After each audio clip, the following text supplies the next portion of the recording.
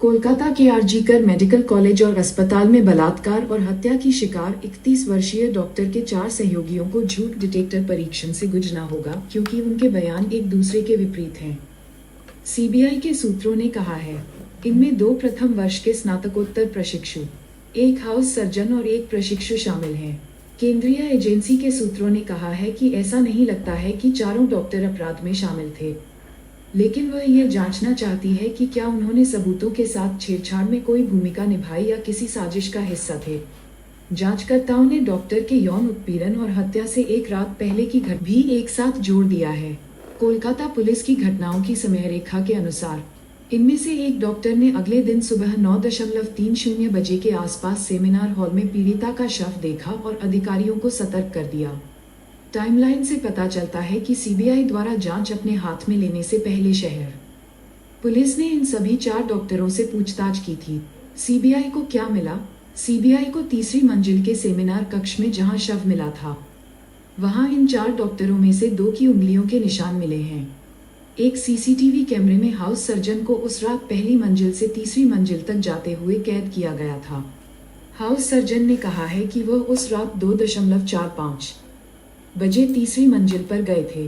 CBI ने पाया कि इंटर्न तीसरी मंजिल पर थी और उसने उस रात पीड़िता से बात की थी।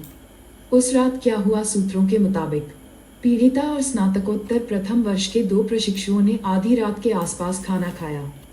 फिर वे सेमिनार रूम में गए और ओलंपिक में नीरज चोपड़ा की भाला प्रतियोगिता देखी। लगभग 2 बजे दोनों सहकर्मी शयन कक्ष में गए जहां ड्यूटी पर मौजूद डॉक्टर आराम कर रहे थे। पीड़िता सेमिनार रूम में ही रुक गई। इंटर्न ने कहा है कि वह इंटर्न रूम में था। ये तीनों कमरे, सेमिनार हॉल, शयन कक्ष और प्रशिक्षु कक्ष तीसरी मंजिल पर एक दूसरे के करीब स्थित हैं। सुबह के बाद सुबह लगभग 9:30 बजे स्नातकोत्तर प्रशिक्षु डॉक्टरों में से एक, जिसके साथ पीड़िता ने एक रात पहले रात का खाना खाया था, वार्ड का दौरा शुरू होने से पहले उसे देखने गया। कोलकाता पुलिस की टाइमलाइन कहती है उसे दूर से उसका शव गतिहीन अवस्था में मिला। इसके बाद उन्होंने अपने सहकर्मियों और वरिष्ठ डॉक्टरों को सूचित किया, जिन्होंने अस्पताल अधिकारियों को सतर्क कर दिया। झूठ पकड़ने वाला परीक्षण सीबीआई को 4 डॉक्टरों और आरजीकर मेडिकल कॉलेज और अस्पताल के पूर्व प्रिंसिपल डॉक्टर संदीप घोष पर लाई डिटेक्टर परीक्षण करने की अनुमति मिल गई है, जिन्होंने स्थिति को संभालने के लिए आलोचना की है। एक विशेष अदालत ने कल इसके लिए हरी झंडी दे दी। लाई डिटेक्टर टेस्ट अदालत की अनुमति और संदिग्ध की सहमति के बाद ही किया जा सकता है। मुख्य आरोपी संजय रॉय, पूर्व प्रिंसिपल संदीप घोष और 5 अन्य का पॉलीग्राफ टेस्ट शुरू। कोलकाता के आरजीकर मेडिकल कॉलेज और अस्पताल में कथित वित्तीय अनियमितताओं से संबंधित सभी दस्तावेज विशेष जांच दल एसआईटी द्वारा केंद्रीय जांच ब्यूरो सीबीआई को स्थानांतरित कर दिए गए हैं। यह एक अदालत के आदेश का पालन किया गया है, क्योंकि पूर्व प्रिंसिपल संदीप घोष अदालत में पेश हुए थे।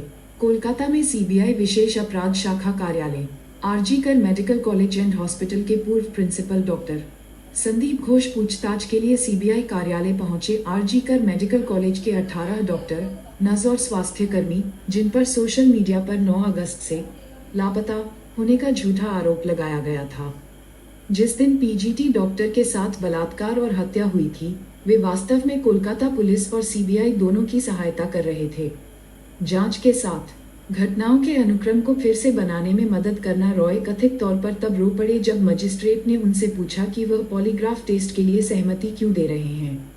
मैंने कोई अपराध नहीं किया है, मुझे फंसाया जा रहा है। हो सकता है कि पॉलीग्राफ टेस्ट ये साबित कर दे, उन्होंने मजिस्ट्रेट से कहा। 9 अगस्त को आरजीकर मेडिकल कॉलेज में 31 वर्षीय पीजीटी के साथ क्रूर हमले और हत्या के आरोपी संजय रॉय की न्यायिक हिरासत का अनुरोध करते हुए शुक्रवार को सियालदह अदालत में पेश किए गए सीबीआई के रिमांड नोट में सामूहिक बलात्कार का उल्लेख नहीं है या कई व्यक्तियों की भागीदारी। रॉय के अदालत द्वारा नियुक्त बचाव पक्ष के वकील सौरभ बंद्योपाध्याय और कविता सरकार ने कहा कि रिमांड नोट में केवल बलात्कार और हत्या के आरोपों का उल्लेख है। रॉय अब तक एकमात्र आरोपी हैं। सीबीआई की एफआईआर में आईपीसी की धारा 64 और 103(1) शामिल हैं, जो बलात्कार 10 साल से लेकर आजीवन कारावास तक की सजा और हत्या, जिसके परिणामस्वरूप आजीवन कारावास या मौत की सजा हो सकती है, से संबंधित है। जांच आगे बढ़ने पर एजेंसी आरोपों में बदलाव कर सकती है। अदालत ने सीबीआई के अनुरोध को मंजूरी दे दी और रॉय को 6 सितंबर तक न्यायिक हिरासत में भेज दिया। उन्हें प्रेसिडेंसी जेल में स्थानांतरित कर दिया गया, जहां उन्हें निरंतर निगरानी के तहत एकांत कारावास में रखा जाएगा।